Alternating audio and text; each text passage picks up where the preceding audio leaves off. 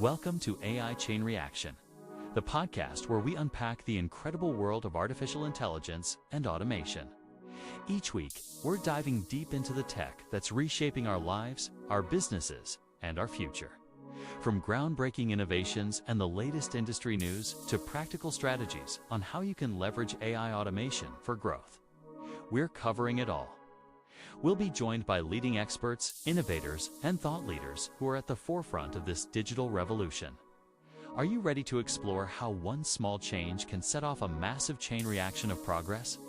Then you're in the right place. Let's get started. Welcome back to AI Chain Reaction, where we explore how AI and automation are changing the way we work, move, and deliver value.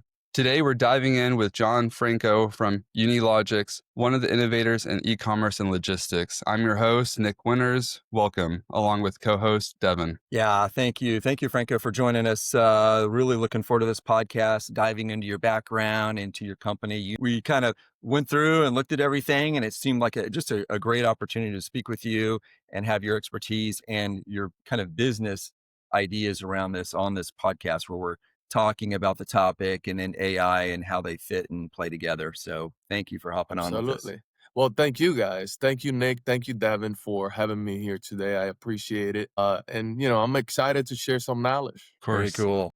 Of course. Well, tell us a little bit about your background and what led you to starting UnieLogics. Well, that's a great question. So it goes back to 7 years where I was essentially broke and I started selling on Amazon. And I came across a few great mentors that put me on track to creating my own solution so that I can continuously grow the business. And during COVID, Amazon had a crackdown where essentially my 33 businesses that I had online went from 7 figures to 0, literally, right?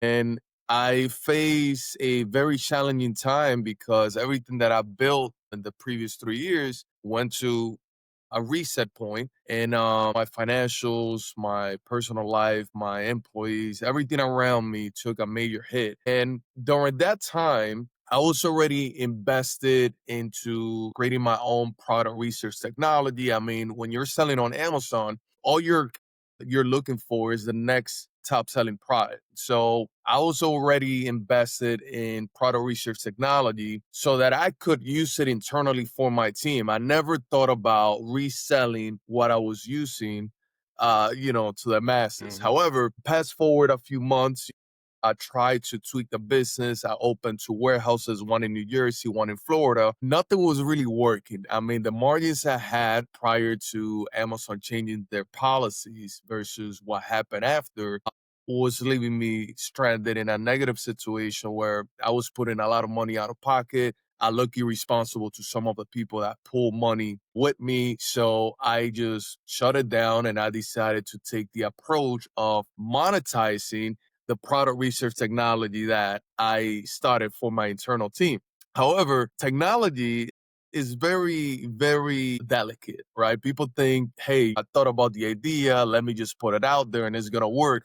It's not always the case, right? It wasn't the case for me because when I launched to the public, everybody rejected the software. And so I went back to the drawing board. And again, I came across one of my great mentors, Chris. His name is Chris Cartelli. And he put me in a situation where I had to analyze everything I had in place. And he put me to think about the problem that's out there, not the problem that I was facing myself, right? And so the software wasn't completely off, but the marketing, the approach, the UX, the UI was all off, geared towards my internal operations, not towards, what people needed. So I had to rebuild everything. Took me 10 months, and then that's how UnieLogics was born. Amazing. That's Yeah, incredible. really incredible. Yeah, really good story too. Yeah. And so, I mean, on COVID, and sorry you had to go through the challenging times, right, with the business and everything, but really, really interesting. A great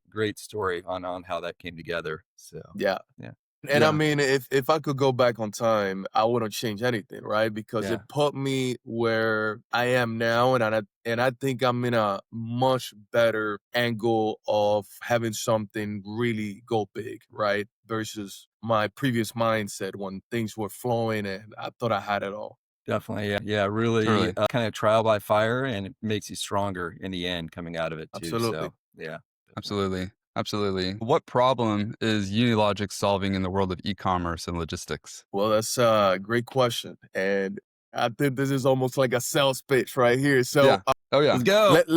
let me let me just I'll break it down in a way where if you're not selling online, you can relate to the problem solution. Hmm. So when you're selling on any e-commerce channel, not only Amazon, right? There's Shopify, Etsy, there's so many different marketplaces, over 100 active marketplaces in the United States right now. Only one of them, it's essentially strong when it comes to the logistics aspect of e-commerce, right? Because e-commerce is not only, hey, I'm going to build a website and I'm going to sell my product. There's a lot of moving parts behind that website for that product to get to the door of the consumer. So back to the story of what happened to me and the major crackdown. What I was doing back when I was running 33 brands was that I was buying products in other marketplaces and I was sending it to Amazon customers, right? Amazon figured this out. A lot of people were doing it. People were getting boxes from, let's say, Walmart, and it was for an Amazon order. So all that got shut down. Anybody that sent a box from any other marketplace was violating the privacy policy of the consumer. And so about 60% of everybody that was running businesses like I was essentially disappeared from day to night. In that particular time frame, what I learned about everything that I had going on was that the most important aspect for your e-commerce to run is actually the logistics side, right? Because if you have, let's say, slow logistics or expensive logistics, you're not going to be able to compete in a very fast moving world, which is, e-commerce. Fast forward when I sat down to analyze my clients at the warehouse, right? Everybody had the same problem. It was small sellers that often got rejected by bigger entities because they didn't have the minimum order quantity. And if they didn't have the minimum order quantity, their pricing will spike. Essentially, they'll pay like 1.2, 1.3 time multiple on the high volume pricing. And so that small seller was never able to compete with a high scale seller. So when I put one and one together, the only solution that made sense for me was to rebuild how logistics operate for small sellers, right? Which represents about 87% of the whole ecosystem. So when we look into what I'm looking to do and what I'm doing with UnieLogics, what we're doing is we're regulating how the market operates and prices logistics for the small sellers so that they don't have a competitive disadvantage versus, let's say, somebody with $100 million account, right? And the way we did that is that we took a pool of small mom and pop third party providers for logistics and we put them on the same network. We regulated their pricing and we took out the dynamic pricing concept and we negotiated flat fees on everything. Now that network operates under one flat fee structure that allows you to come in with 10 units or 1,000 units and still get the same price per item, right? And that's the biggest challenge that we've been able to regulate, and we're still doing it, and we're small, right? I'm not a $100 million company yet, but the vision is that we're going to regulate how it operates for the small mom and pops that want to scale nationwide and they don't know how to, and they don't want to go and sell to Amazon because Amazon not only regulates, but also they essentially copycat a lot of the top performing people. And a lot of people are essentially just coming out of the platform and trying to find resources to run their business outside of Amazon itself. So in a nutshell, there's the problem of pricing, the problem of copycats and things of that nature. And then the solution we're providing is a network that regulates that and allows competitive timeframes for delivery Hmm. outside of the Amazon infrastructure. Yeah, super. And that's just, it's super exciting. Building a Yeah. bridge for those basically providers, right? Those businesses to go beyond what they're doing right now. And I always kind Right. of wonder about that too. How do they get from going from something like Shopify or ShipStation or the garage to something Yeah. builder. And 87% of the sellers, right? I mean, what a great business model. That's huge, right? So Yeah. for those that want to expand, it's really a great opportunity for them too. Absolutely. Yeah. Absolutely. And and it comes down to me and my background. So I'm Hispanic. I was born in the Dominican Republic, came when I was 11, and I've seen what it is to be wealthy, what it is to lose it all. Like, and I've been in different cycles of my life where I've seen Hmm. that roller coaster. And one thing for sure is that the American dream is becoming very hard, right, as Definitely. technology evolves, because technology is not necessarily geared towards some of the masses that can't pay the price, right? It's geared towards those consumers, and it's almost like you're going out against the current. And so in my space of e-commerce, we are somewhat going against the current, right? We're going for the small sellers that can't really afford $5,000-$10,000 a month in logistics. They can afford a few $100s, and we're looking to take them, but in volume, right? Because with Hmm. volume, I think we can regulate the lapse of the funds and allow them to grow. And we ambition a lot of these people to go from small tiny sellers to small to medium to large enterprises. Yeah. Well, Definitely. that's really cool. It really helps them kind of achieve their American Yeah. dream too, right? Or wherever Exactly. Yep. they're at. So yeah. Yeah. Well, going off of that, let's look into like the big picture of things. When you zoom out and look at the wider landscape, what major shifts or trends do you think are shaping the future of the industry? Well, so right now in the 3PL space, in the third party logistics space, right, there is a wave of acquisition going on. And what's happening is that these big enterprises that have the funding, they'll go after the small logistics providers in random spaces, and they're acquiring these companies and essentially monopolizing what's happening in the 3PL space. And that's bad for the small guys, right? In all Yes. aspects, because it's Hmm. almost like, okay, I'm gonna set the tone to be level 10, and whoever's under that, forget about it, right? So it's Hmm. happening very aggressively. And in the future, what I see happening is that there's going to be 5 to 10 major players in the United States that are going to dominate the 3PL space. And they're going to essentially gear towards different niches in the space. And everybody's going to position themselves as the dominant phase in one of these niches, right? So that's what I see happening in the next 5 years, where the PL that's in your neighborhood is not longer really running by itself. It's running in a pack, right?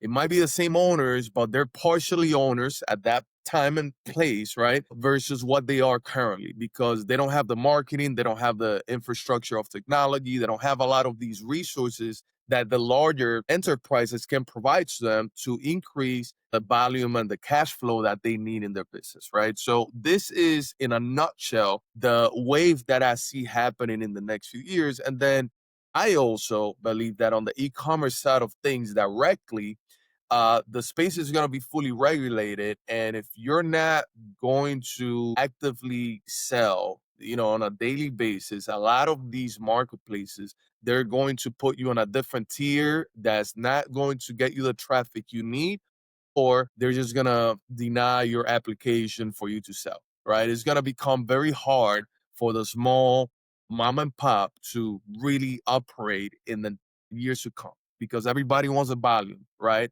And so that's what I see happening. I think every marketplace is starting to regulate somewhat somehow. And same thing is really happening in the third party logistics side.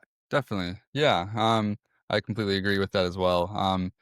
Where do you see the biggest opportunities for innovation or impact within the industry right now? Well, every 10, 15 years, there's something that makes a major disruption, right? Yes. And I think we're looking to position UnieLogics, right, in a position where we can create a shift from what is designed to happen in the next 5 to 10 years Hmm. to provide the opportunity to these small mom and pops, right?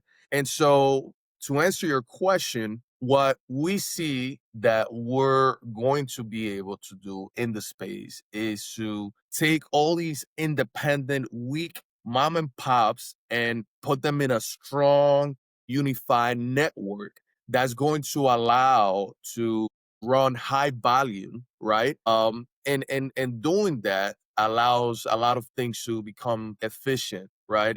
Efficiency is everything. AI is designed to create efficiency, right? So Yes. in a nutshell, we are taking the Uber concept of Mhm. let's pull two parties of consumers together under one network and allow them to monetize one with each other, right? Somewhat doing that, which is a first concept. We're the first company introducing that to the logistics space directly. And not only we're doing it as of a company that's just coming to work with logistics providers and then e-commerce sellers, we're doing it with core parts of our technology, such as, for instance, Mhm. we're the first company offering fully free warehouse management software, which is a very expensive technology for a warehouse operator to acquire, right? Some companies, they're currently working with Excel, with pen and paper, with analog methods. And we're bringing that into the industry saying, hey, take that, work on our network. We're going to bring the clientele to you. It's all going to come through that software.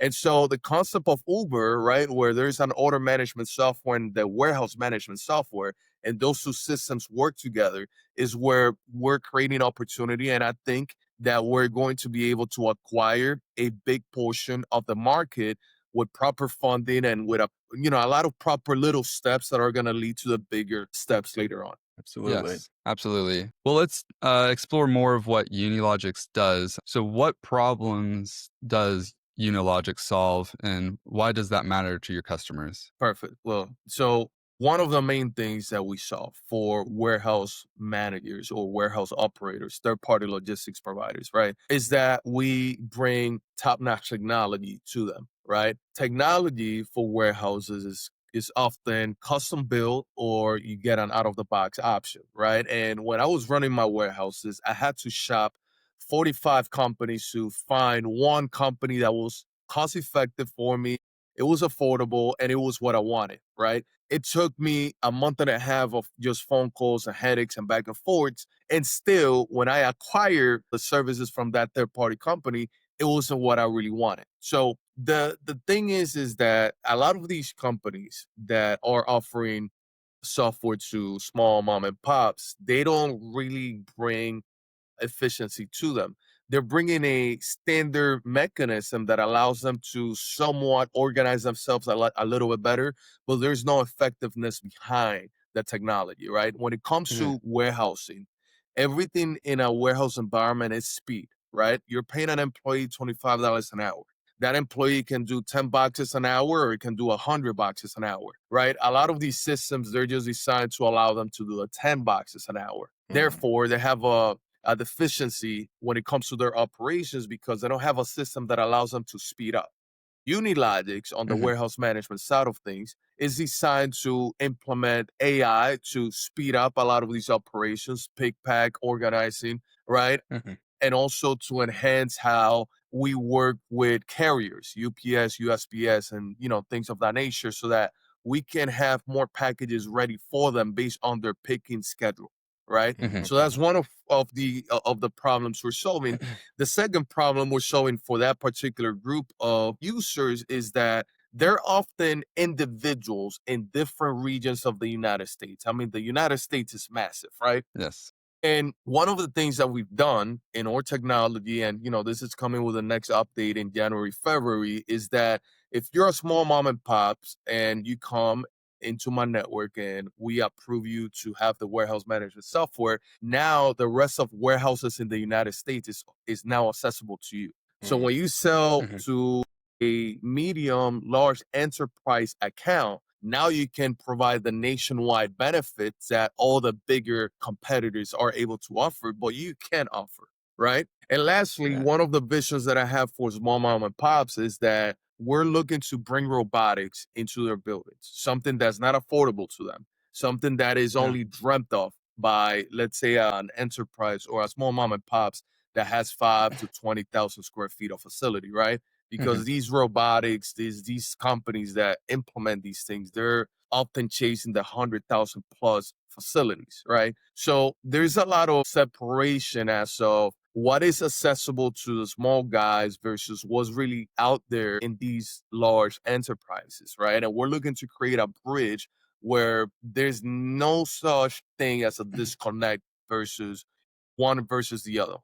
And that's where I think we're really putting a lot of our efforts. Yeah, it's Awesome. amazing. Oh, Yeah, that's super just incredible. getting them plugged into that system, the upfront time savings you're giving them, I mean, is Yeah, amazing. For some of these guys, it wouldn't be feasible to research a group of warehouses in another part of the country, let alone right. bringing standard WMS solution, potential robotics opportunities, and Yep, AI. Amazing. Yeah. yep. Yep. And all that again goes and it gets connected into an OMS that's where the e-commerce seller interacts with their product research and everything else. So we're looking to centralize operations and allow nationwide access at cost-effective price points and an on-demand concept, which is new to the space all around. Mhm. Oh, wow, that's incredible.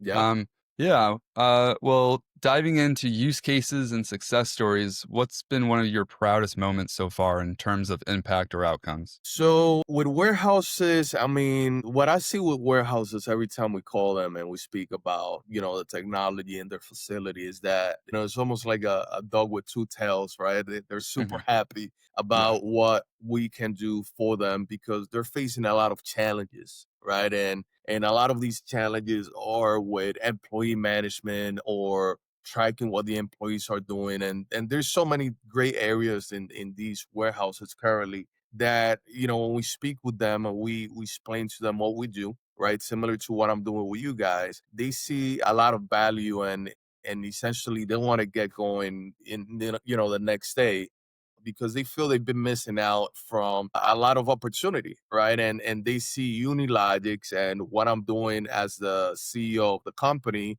as a great opportunity for them to scale moving forward. And when I see that I can make an impact in somebody's financial, right, directly with my product, I think I'm doing something that's right. And I think that's going to be the core of what we're, looking to do in the industry moving forward, that we enhance a lot of these small operations with automations and marketing that allows them to reach their next level. So I see stuff like that happen all the time. And then I see a lot of increase in how many orders per hour or orders per minute can be handled, which goes into 5, 10x multiples. So it's a very big change when we come into a facility and do these things. Yeah, Definitely. Of 100%. course. Yeah, be around for a long time. So doing that, so really make them happy. Yeah. Exactly. Yeah.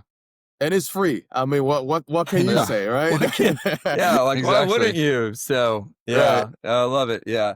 I mean, it's kind of fulfilling some of, Amazon's original, like, ideas, right? Of letting Right. the smaller guys, do their products, do their business, and act like a bigger player, so and you're delivering on Absolutely. it, so, That's yeah, the concept. Yep. yeah. Yeah. Well, can you walk us through what the technology backbone of UnieLogics is? UnieLogics is composed out of certain engines that put the logic behind the scenes together. One of them is geo meshing, right? Oh, So okay. let's Awesome. say I'm in New Jersey, and Mhm, in New Jersey, I'm running my e-commerce business, but I have distributors in 2, 3 other states of the United States, right? So what UnieLogics does is that it uses the location of the distributors and it matches them to the closest facility, mhm, and then we Wow. acquire the product, and based on data from your history of sales for that product or data of that product that we have on the database, we now place that inventory across 5 to 6 different locations nationwide, which is almost identical to what Amazon does outside of Amazon. And the advantage I have over, let's say, Amazon itself and a lot of these other providers that have multiple warehouses nationwide is that I don't need to invest multiple millions of dollars to open a warehouse. I just got to make a phone call, make sense, make an agreement happen, and I have a location that now performs the same way as if I had multiple warehouses together, right? So I have a cost efficiency that allows me to open, let's say, 1,000 warehouses with a cost of opening one single warehouse physically, right? yeah, So the geomeshing technology does what I just mentioned to you guys, right? Yeah. It uses proximity to save costs on transportation. And then from there, we do consolidation and we move to other areas of the United States. That's one of the things. And then the second part, the second component is that in the space of logistics, there's a lot of middlemen, right? We have an intelligent broker system. So our system, as you're putting details of your inventory, it's actually creating an on-demand quote for you right there and then, Mm-hmm. right? You don't have to wait 24 hours or 10 hours or 1 hour. You don't have to wait for anything, right? Everything is pre-populated in the system from the warehouse perspective, so that their pricing and their pricing model is taken into effect by the pricing agent that we have. And that automatically generates quotes for the consumer, right? So it's an on-demand pricing structure that, again, is new to the industry, but this is what we've been cooking behind the scenes. Yeah. Yeah. Very cool. And the sellers can scale up and scale down, Yeah, or yeah, very cool. yeah, Okay. yeah. Yeah. There's That's no, amazing. so we don't care about minimum order quantities, right? So the concept of, hey, I want to start selling, I'm gonna send 10 units, that's okay with me. And if you're gonna send me 1,000 units, that's also okay with me, because I'm not after one large account, I'm after 87% of the industry, right? So if Yeah. I get Oh one yeah. quarter of the 87% of the industry, you're speaking about 500,000 people just moving products in my network. And there's going to be all types of different ones, right? Yeah. So we're looking for the cross average value of the consumer, right? So in the next 10 years, how much is that person worth it to the company? That's really the question that makes sense to me, not Hmm. if you're going to send me 10 units next month. Yeah. Oh, very nice. Yeah. I like it too that you're not putting too much dependency on one or a small group of sellers too. Right. Really makes a strong foundation. Yep. Yeah. So what's next? How do you see UnieLogics evolving over the next few years? Well, in the next 60 months, we're estimating that we're going to have two to 300 facilities nationwide fully operating, right?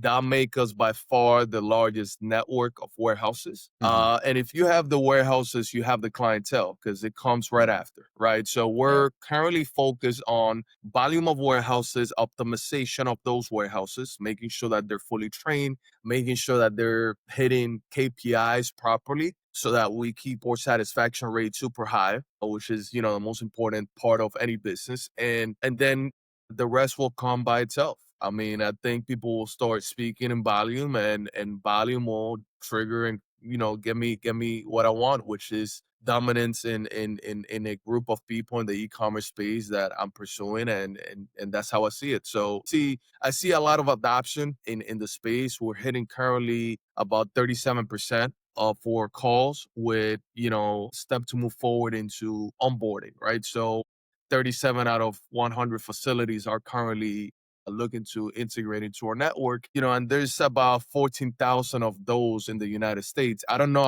at what number I'm going to shut down the acquisition of warehouses, but I think it's going to be in the range of 3 to 500 warehouses. I think that's going to make it very optimal for me, and give a lot of opportunity to these small mom and pops. All US, any Canada, Latin America, Caribbean? Yeah, Yeah. Canada, Yeah. Mexico, they're in the back burner. We're trying to, currently in the United States, we have 11 active warehouses.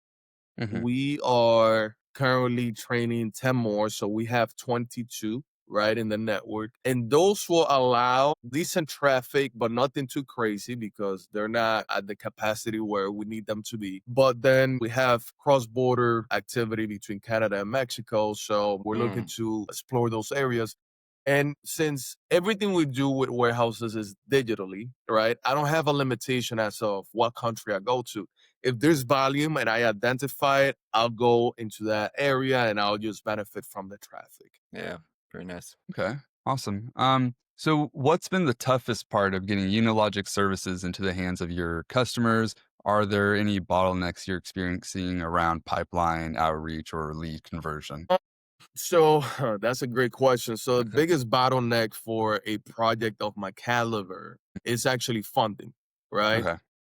I'm the type of guy that I understand that technology is extremely fast moving, and that you also get competitors to look at your product and try to make an alternation to that, and then launch a competitive product. So time, in my eyes, is the most challenging part to combat when it comes to launching such a product, right? Because 16 months can allow somebody to come and dominate, right? If they have the proper Definitely. funding. So for me, it's essentially funding, because with funding, you can accelerate a lot of the dominance in the space before somebody comes with product B to compete with your product, right? So that's one. And then marketing, I don't think there's a lot of marketing issues there. I think that the concept itself sells by itself. I get a lot of positive feedback. We got two marketplaces looking to exclusively distribute their products with us. So, I don't think there's any bottlenecks when it comes to me presenting the product and really showing the value proposition that it provides to anybody. But I really think I have a battle against time. And to, fix that, there's an elevated amount of capital that needs to be put together so that you can shorten the period of how you get to the market and you take effect. Yeah. Yeah. Yeah, definitely. Well, how do you see AI or data automation changing the way 3PLs and e-commerce sellers collaborate? So AI in the e-commerce side of things has been, somewhat Hmm. it has been created. I mean, Amazon has a lot of AI internally, right? They have these algorithms that know where the product needs to be placed and where it's going to be ordered from and things of that nature. So a lot of that AI is what we're looking to bring to our client base on the e-commerce side. And then AI on the 3PL is going to be used potentially to make sure that inventory never runs out, making sure that placement of inventory is put in the right locations for optimization of speed and how fast it gets picked up and whatnot. So I think that's where AI is going to continuously add value to these two groups. And doing so automatically generates a cost-effective trigger effect, right? Because it does things that will save money on the 3PL. It'll save money on the order quantity with distributors. It'll do a lot of positive things for both parties. Yeah, definitely. That's Hoping great. that Yeah. AI really builds efficiencies and can make it just operate a lot quicker to get back to the speed concept that you're talking. The cherry on top on with all this is that as humans continue to implement collaboration with robotics in spaces like warehouses, AI is going to do a lot of positive things in those collaborations, right? Because the robots, they have different functionalities that will speed up how things are processed that is draggy with a human being. So there's a lot of synergy between robotics and AI that, as I continue to dig into, that part of the technology, I'll understand it better. I feel that warehouse environment is going to be about a 40-60 split, where 60% of everything is done with AI and robotics and 40% is human interface. Yeah, definitely. I agree. I'm excited to see that loop as you kind of learn and this comes back to you. What's going Hmm. on with the robot Yeah, processes, kind of picturing smart warehouses with robots mostly doing the work and all the, individuals leading and guiding and troubleshooting. So should be really interesting. Yeah. I absolutely. was going to ask you on the data. Sometimes with a lot of small sellers, occasionally can see data issues on orders and Yeah. products and all these types of things. Have you figured out a way to manage all that? So, Yeah. the main issue that I understand is happening on the e-commerce side of things is that e-commerce sellers, they're looking to sell in multiple marketplaces, and there's not a real solution that allows them to properly manage their inventory and split it across all these marketplaces. So it creates discrepancy, errors. It creates a lot of, gray areas that, with consolidated system that handles that part, and it also connects them to the network of warehouses all at once. I think the gap for mistakes or discrepancies of data is going to slim down, and hopefully it's less than 1%. It's never going to be 100%, but if you say, hey, I can solve the problem by 99%, I think you've done it properly. Done a great job. Agreed. Totally agreed. Well, going off of that, for founders or product leaders listening, what advice would you give them about integrating AI into their product development process? Well, AI is something that we can't avoid, right? Yeah. So if you want to become more effective, AI is the way to go. There's no secret backdoor, or in my opinion, I don't think there's anything further than AI unless, we're speaking about humanoids, right? Yeah. Which is the next level of AI. But Yeah.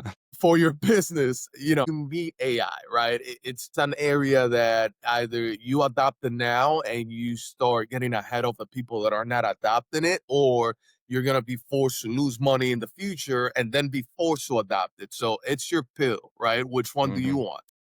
Yeah. Definitely. Yeah, I totally agree. So, I mean, offering these warehouses the opportunity to get AI embedded and the sellers as well. Everybody's asking about it. They're going to want to know what's going on with it. So Yeah, it'll bring it to them sooner. So I love it. Yeah. correct.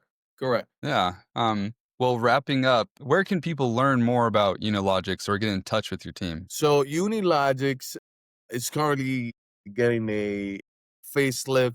We're creating a Awesome. marketplace, which is a concept that I thought will make a lot of the membership concept Yes. flexible for small to large enterprises. But we can be found in two ways. One is prepcentersnearme.com, right? Which is the first layer of UnieLogics.